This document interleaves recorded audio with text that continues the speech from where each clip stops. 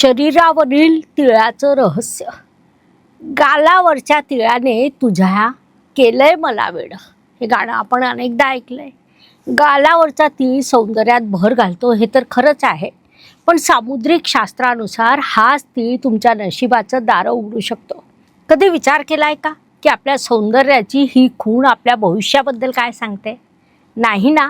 मग मी आज तुम्हाला आपल्या शरीरावरील तिळांचं रहस्य सांगणार आहे.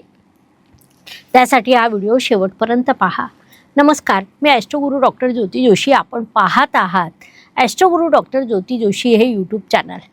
चॅनलला लाईक, शेअर, सबस्क्राईब करा, बेल आयकॉन ऑन करा.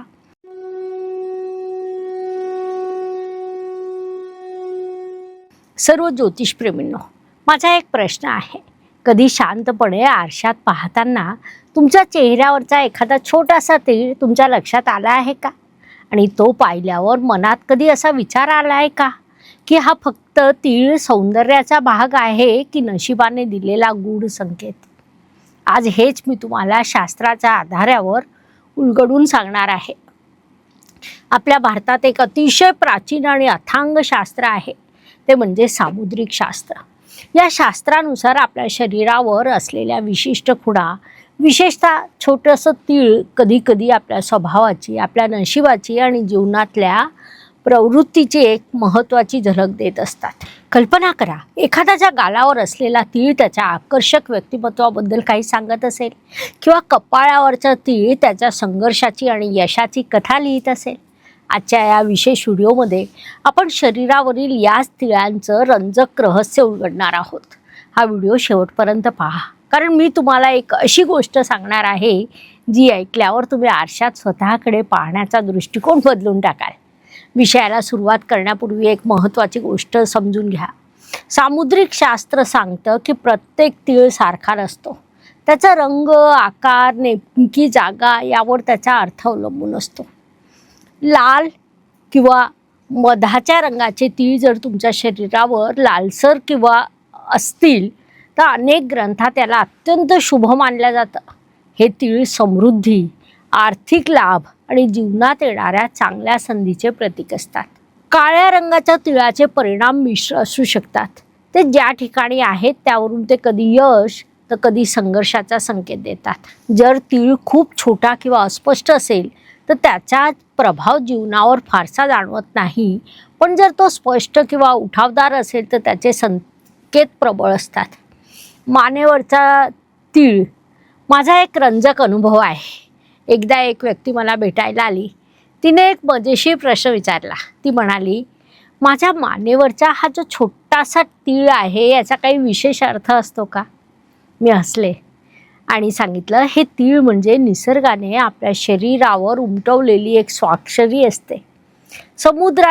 शास्त्रानुसार मानेवरचे तीळ असलेले लोक अनेकदा अतिशय बुद्धिमान, प्रयत्नशील असतात. मग या लोकांच्या आयुष्यात यश नक्कीच येतं, पण एक गोष्ट लक्षात ठेवा, त्यांना ते सहज यश मिळत नाही. बहुतेक वेळा स्वतःच्या मेहनतीवर आणि जिद्दीवर पुढे जातात. हे लोक कलेचे चाहते असतात आणि समाजात मानसन्मान मिळवतात. हातावरचं तीळ कष्टाचं फळ. आता वळूया आपल्या हाताकडे. हाताच्या तळव्यावर तीळ असण्याबद्दल लोकांमध्ये खूप कुतूहल असतं. जर तुमच्या तळहाताच्या शुक्र किंवा शनी पर्वताजवळ तीळ असेल तर असे लोक आयुष्यात खूप कष्ट करून आपला मार्ग तयार करतात. त्यांना यश हे कुणीतरी ताटात वाढून दिलेलं नसतं, तर ते त्यांच्या घामाच्या थेंबातून उभं राहिलेलं असतं. हे लोक शून्यातून विश्व निर्माण करण्याची ताकद ठेवतात. कपाळ हे आपल्या बुद्धीचं आणि नशिबाचं स्थान मानलं जातं. येथील तीळ खूप काही सांगून जातात. कपाळाच्या मध्यभागी किंवा कपाळाच्या अगदी मधोमध तीळ असेल तर असे लोक मनाने अत्यंत प्रामाणिक, स्थिर आणि प्रेमळ असतात. त्यांना इतरांना मदत करायला आवडतं. उजव्या बाजूचं तीळ हे दर्शवतो की एखादी व्यक्ती एका विशिष्ट क्षेत्रात खूप मोठी प्रसिद्ध आणि नैपुण्य मिळवेल. हे भाग्योदयाचं लक्षण असतं. तर जर तीळ डाव्या बाजूला असेल तर अशा व्यक्तींना पैसे साठवण्यापेक्षा खर्च करण्याची हौस जास्त असते. त्यांच्याकडे येतो पैसा, पण तो तितक्याच वेगाने निघून जातो. डोळ्याच्या आसपासचे तीळ तुमच्या भावनांशी जोडलेले असतात. उजव्या डोळ्याखाली तीळ असलेले लोक आयुष्यात सुख आणि कौटुंबिक समृद्धीचा आनंद घेतात. जर तीळ डाव्या भुवईजवळ असेल तर ती व्यक्ती थोडी एकांतप्रिय असते. त्यांना गर्दीपेक्षा स्वतःच्या विचारात राहणं किंवा शांतता जास्त आवडते. ज्यांच्या नाकावर तीळ असतो ते लोक अनेकदा खूप मोठी स्वप्न पाहणारे, सतत नवीन काहीतरी करण्याची इच्छा ठेवणारे असतात. नाकाच्या शेंडावर किंवा मधोमध तीळ असेल तर अशा लोकांना भटकंती किंवा प्रवासाची ओढ असते.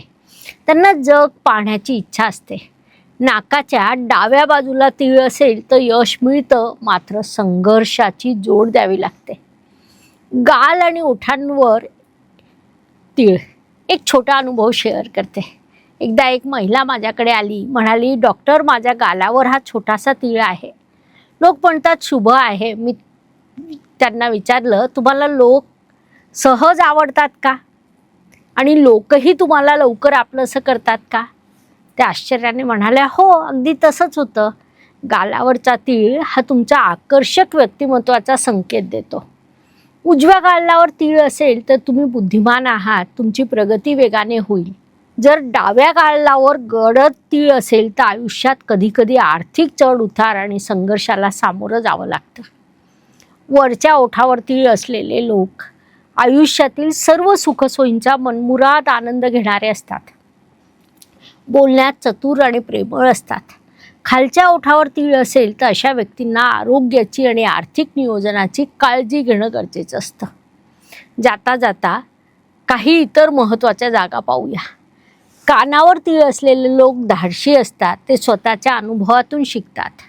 डाव्या कानाच्या वरच्या भागावरील तीळ दीर्घायुष्याचा संकेत मानला जातो. हनुवटीवर तीळ असलेले लोक थोडे स्वतःच्या जगात राहणारे आणि स्वतंत्र विचाराचे असतात. सामुद्रिक शास्त्र हे एक मार्गदर्शक शास्त्र आहे. शरीरावरचा तीळ तुमच्या नशिबाचा संकेत नक्कीच देऊ शकतो. पण एक गोष्ट नेहमी लक्षात ठेवा, तुमचं आयुष्य तुमच्या कर्मांनी, तुमच्या कष्टाने आणि तुमच्या निर्णयांनी घडतं. शास्त्र आपल्याला दिशा दाखवतं, पण त्या वाटेवर चालायचं काम आपल्यालाच करायचं असतं. आज तुम्ही हा व्हिडिओ पाहिल्यानंतर एकदा आरशात स्वतःला नक्की निहाळा आणि मला एक गोष्ट कमेंटमध्ये सांगा. तुमच्या शरीरावर किंवा चेहऱ्यावर कोणत्या ठिकाणी तीळ आहे? कमेंट करा. कदाचित पुढच्या व्हिडिओमध्ये मी तुमच्या त्या तिळाबद्दल अधिक सविस्तर माहिती देईल. अशाच रंजक आणि शास्त्रीय माहितीसाठी आपल्या चॅनलला सबस्क्राईब करायला विसरू नका. पुन्हा भेटूया पुढच्या व्हिडिओमध्ये. धन्यवाद. शुभम भवतु. जय ज्योतिष. नमस्कार. शास्त्राचा अभ्यास करण्यासाठी माझी मराठीतून 11, हिंदीतून 2 अशी पुस्तकं प्रकाशित झाली आहे. विशेष बाब म्हणजे मी स्वतः संशोधित केलेली ज्योती जोशी पद्धती अर्थात जे पद्धती या विषयावर स्वतंत्र ग्रंथ उपलब्ध आहे. त्याचा देखील लाभ घ्यावा. यूट्यूबची कार्यप्रणाली ही मुख्यतः लाईक, शेअर आणि सबस्क्राईबवर चालते. Please like, share and subscribe the channel. धन्यवाद. शुभम भवतु. जय ज्योतिष.